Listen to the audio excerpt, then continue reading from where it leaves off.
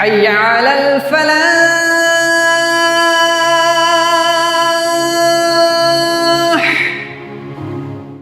إن الحمد لله نحمده ونستعينه ونستغفره ونؤمن به ونتوكل عليه ونعوذ بالله من شرور أنفسنا ومن سيئات أعمالنا من يهده الله فلا مضل له ومن يضلل فلا هادي له ونشهد أن لا إله إلا الله وحده لا شريك له ونشهد أن محمدا عبده ورسوله. أما بعد فإن أصدق الحديث كتاب الله وخير الهدي هدي محمد صلى الله عليه وسلم وشر الأمور محدثاتها وكل محدثة بدعة وكل بدعة ضلالة وكل ضلالة في النار. فأعوذ بالله من الشيطان الرجيم. بسم الله الرحمن الرحيم. للرجال نصيب مما ترك الوالدان والأقربون وللنساء نصيب مما ترك الوالدان والأقربون مما قل منه أو كثر نصيبا مفروضا. وقال النبي صلى الله عليه وسلم اللهم إني أحرج حق الضعيفين اليتيم والمرأة. رب اشرح لي صدري ويسر لي أمري واحلل عقدة من لساني يفقهوا قولي. محترم حاضرین، بحیثیت مسلمان ہم سب کا اس بات پر یقین ہے کہ اس دنیا میں مال کمانے اور مال کو خرچ کرنے، ان دونوں چیزوں میں ہم آزاد نہیں ہیں. مال کمانے پر بھی ہمارے اوپر پابندیاں ہیں، مال کو خرچ کرنے میں بھی ہمارے اوپر کچھ حدود اور قیود ہیں. چنانچہ اللہ کے رسول صلی اللہ علیہ وسلم کا ارشاد ہے کہ قیامت کے دن کسی بندے کے قدم اللہ کے سامنے سے نہیں ہلیں گے یہاں تک کہ اس سے 4 چیزوں کے بارے میں نہ پوچھ لیا جائے. اس کی عمر کے بارے میں کہ اپنی عمر کن چیزوں میں کھپائی، جوانی کے بارے میں کہ جوانی کو کہاں لگایا، مال کے بارے میں کہ کہاں سے کمایا اور کہاں خرچ کیا، اور علم کے بارے میں کہ اس پر کتنا عمل کیا. تو مال کو کمانے کے بارے میں بھی ہم آزاد نہیں ہیں اور مال کے خرچ کرنے کے سلسلے میں بھی ہم آزاد نہیں ہیں. مال کمانے پر بھی ہمارے اوپر بہت سی پابندیاں ہیں اور اس کو خرچ کرنے میں بھی بہت سی پابندیاں ہیں. اس دنیا میں جن طریقوں سے ہم مال کماتے ہیں یا مال کے حصول کے جو ذرائع ہیں، ان میں سے ایک بڑا ذریعہ وراثت کے ذریعے سے مال کے حقدار ہونے کا ہے. جب کسی شخص کا انتقال ہوتا ہے تو اس کے اعزاء اور اقارب میں سے بہت سے لوگ اس کے مال کے حقدار بنتے ہیں، اس کے وراثت کے حقدار بنتے ہیں، اور اس کا چھوڑا ہوا ترکہ وہ ان میں تقسیم ہوتا ہے. سورہ نساء میں آیت نمبر 11 اور 12 میں بڑی تفصیل کے ساتھ اللہ تعالیٰ نے وراثت کی تقسیم کے اصول اور ضوابط بتائے ہیں. ترکہ کن لوگوں میں تقسیم ہوگا، کس کو ملے گا، کتنا ملے گا، کس کو نہیں ملے گا، یہ تمام تفصیلات وہاں بیان کی گئی ہیں. اور اس کے کچھ احکامات جو وضاحت طلب تھے ان کو پھر آیت نمبر 176 جو سورہ نساء کی آخری آیت ہے اس میں بیان کیا گیا ہے. لیکن ان احکامات کو بیان کرنے سے پہلے اللہ تعالیٰ نے اس کی تمہید باندھی ہے اور سورہ نساء کی ابتدائی 10 آیتوں میں بڑی وضاحت کے ساتھ ان احکامات کی مشروعیت کی حکمت اور اس کی وجہ کو بیان کیا ہے. سورہ نساء کا آغاز ہوتا ہے اور سب سے پہلی آیت میں یہ بیان کیا جاتا ہے یا ایھا الناس انا خلقناکم من ذکر و انثی، اس آیت میں جہاں وحدت بنی آدم کا پیغام دیا گیا، مرد اور عورت کے برابر ہونے کا پیغام دیا گیا، یہ بتایا گیا کہ محض جنس کی بنیاد پر، مرد یا عورت ہونے کی بنیاد پر کوئی کمتر اور کوئی برتر نہیں ہے۔ اسی طریقے سے اس میں بتایا گیا کہ رشتہ داریوں کا، رشتوں اور ناتوں کا خیال رکھو، رشتوں اور ناتوں کو توڑنے سے بچو اور ایک دوسرے کے حقوق کی ادائیگی کرو۔ اس کے بعد اس وقت کے عرب معاشرے میں جو کمزور لوگ تھے، جن کے حقوق کو دبا لیا جاتا تھا، جن کے حقوق کو کچھ سمجھا نہیں جاتا تھا، ان پر تفصیل کے ساتھ گفتگو کی گئی۔ اس وقت کا جو معاشرہ تھا اس میں طاقتور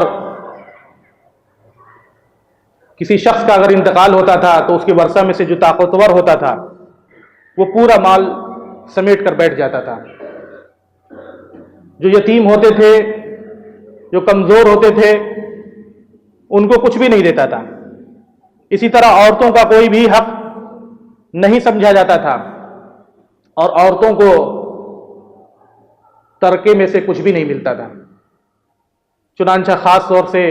یتیم اور عورتوں کا تذکرہ کرتے ہوئے ان کے حقوق کی وضاحت کی گئی۔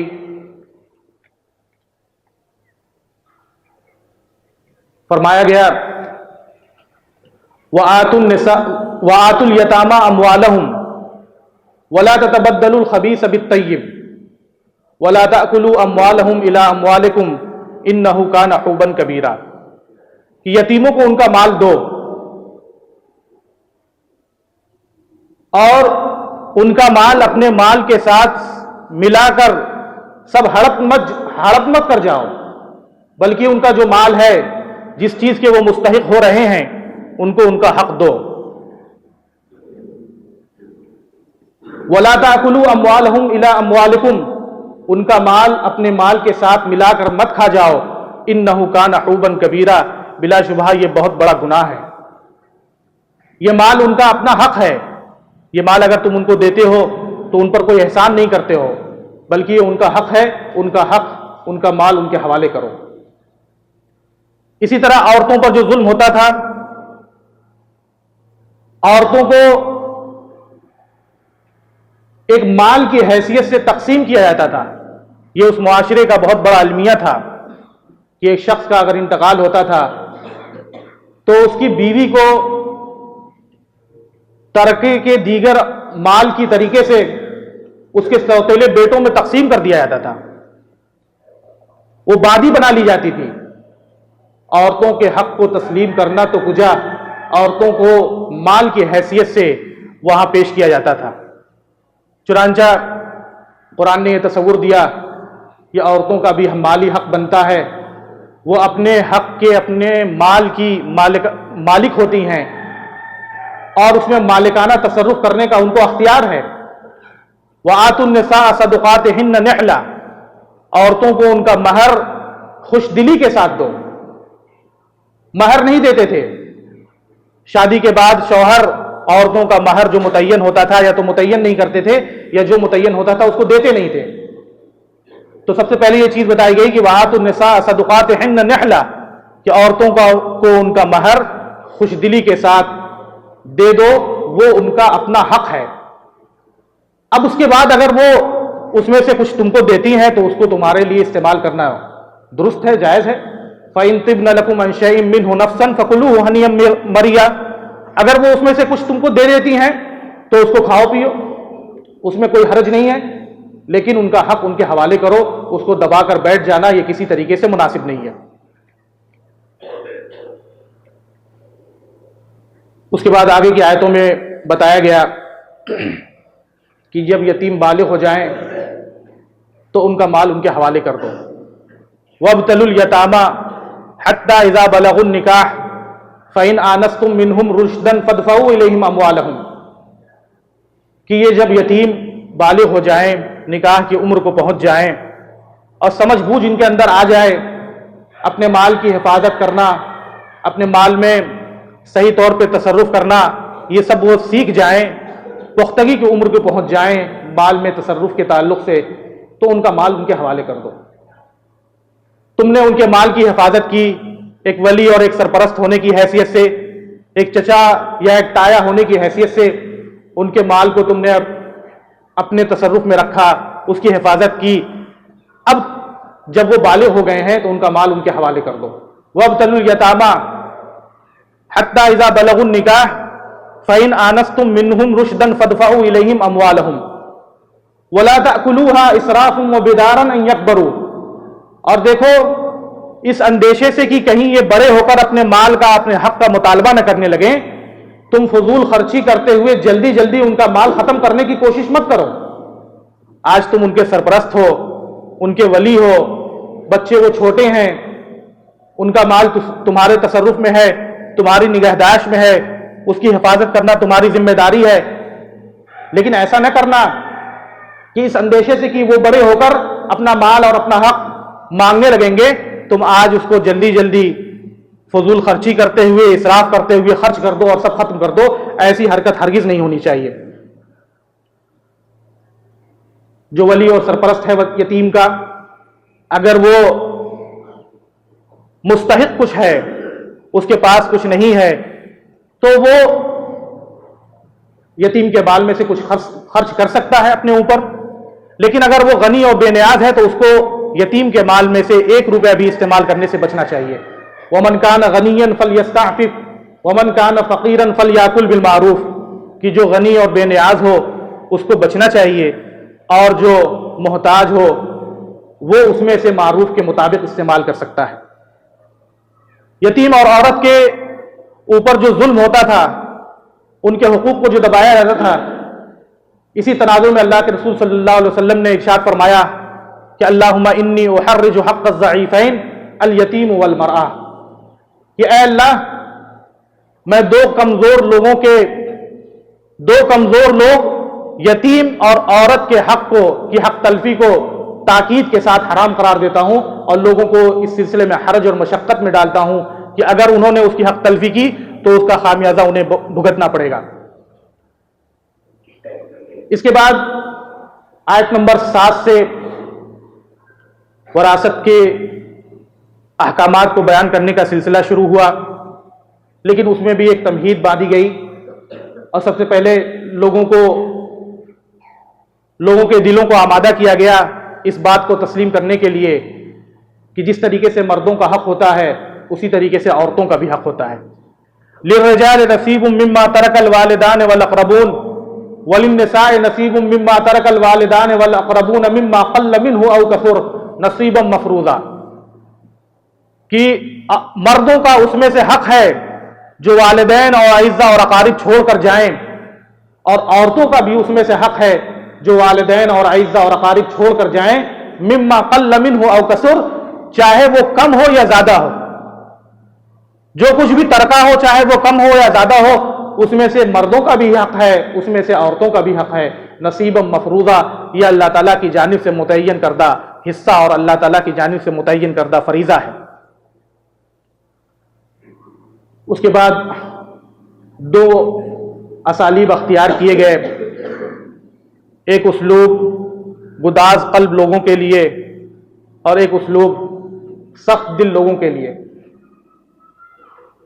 کہا گیا کہ وَلْيَخْشَ الَّذِينَ لَوْ تَرَكُوا مِنْ خَلْفِهِمْ ذُرِّيَّةً ضِعَافًا خَافُوا عَلَيْهِمْ فَلْيَتَّقُوا اللَّهَ وَلْيَقُولُوا قَوْلًا سَدِيدًا۔ وراثت کے جو یہ احکامات آ رہے ہیں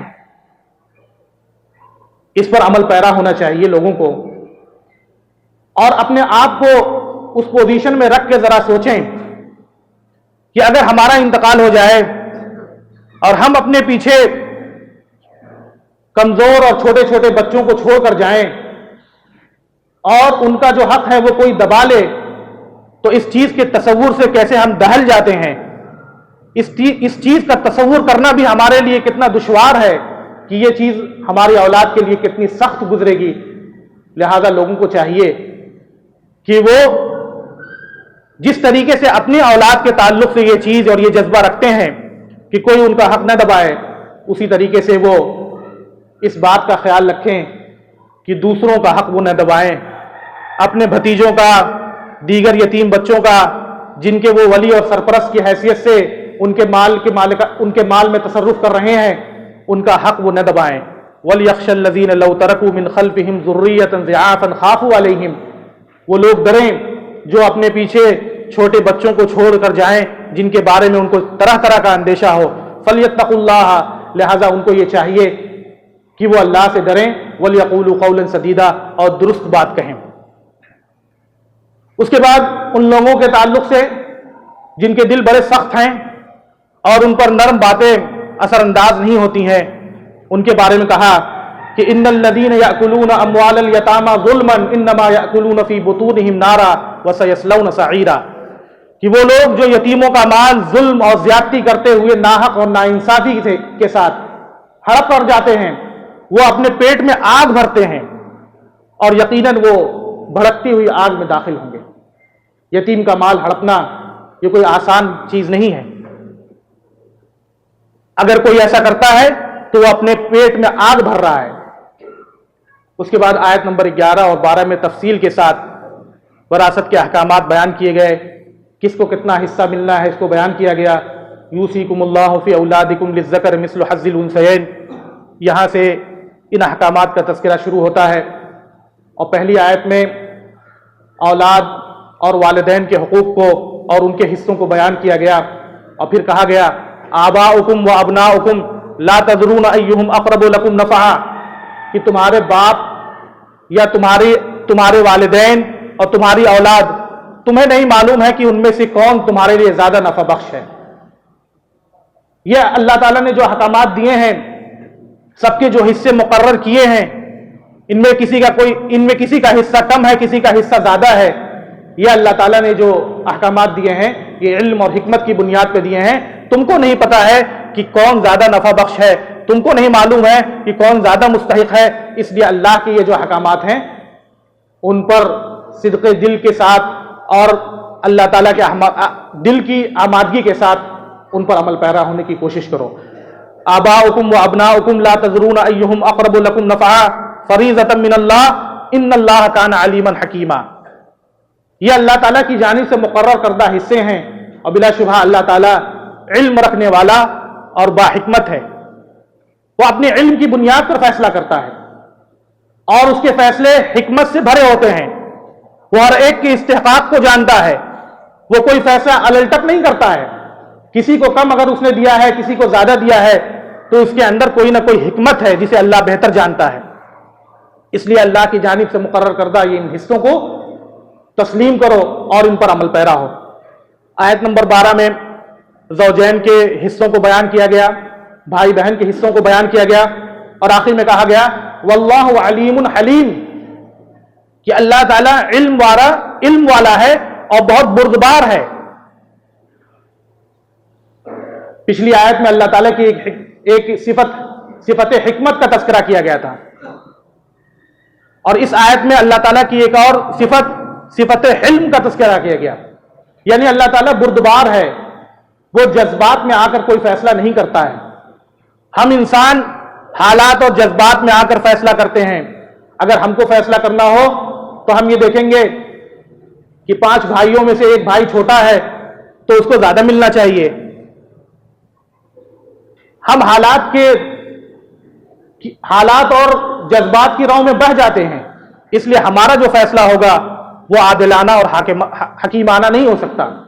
اللہ کا جو فیصلہ ہوتا ہے وہ علم پر مبنی ہوتا ہے، حکمت پر مبنی ہوتا ہے، اور اللہ تعالیٰ انتہائی بردبار ہے جو جذبات میں آ کر کوئی فیصلہ نہیں کرتا ہے۔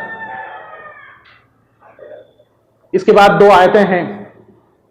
جو بڑی سخت آیتیں ہیں،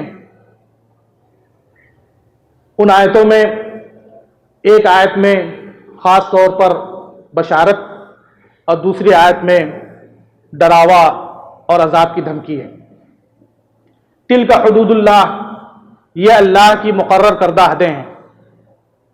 وراثت کے احکامات کو تفصیل سے بیان کرنے کے فوراً بعد آیت نمبر 11 اور 12 میں ان احکامات کو بیان کرنے کے فوراً بعد آیت نمبر 13 میں کہا گیا تلک حدود اللہ، یہ جو احکامات بیان ہوئے ہیں اللہ کی مقرر کردہ حدیں ہیں.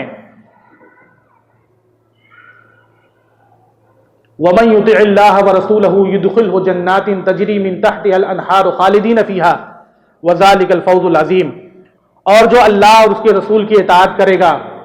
تو اللہ اس کو ایسے باغات میں داخل کرے گا، ایسی جنتوں میں داخل کرے گا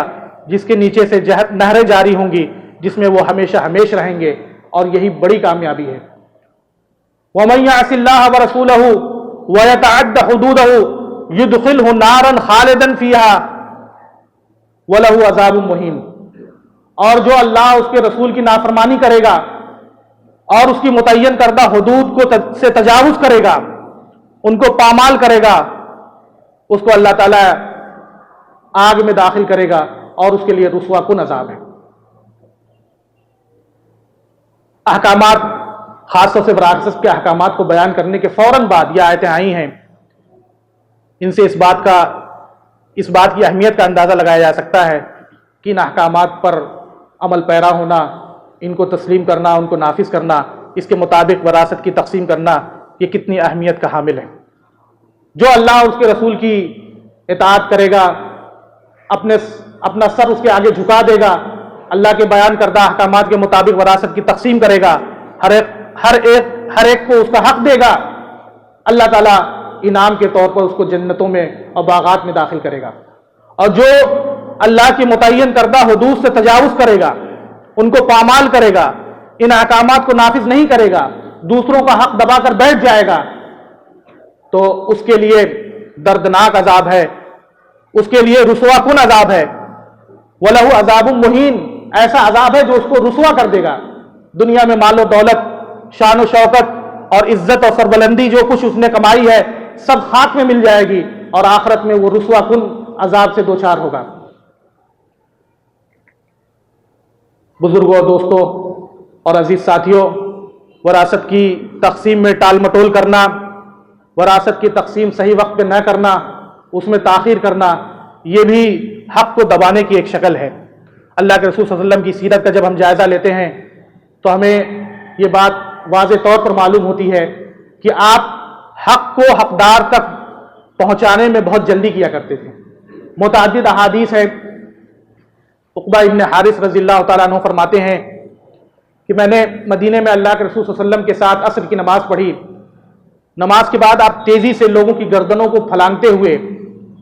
اپنی کسی بیوی کے حجرے میں تشریف لے گئے. لوگ ڈر گئے کہ آپ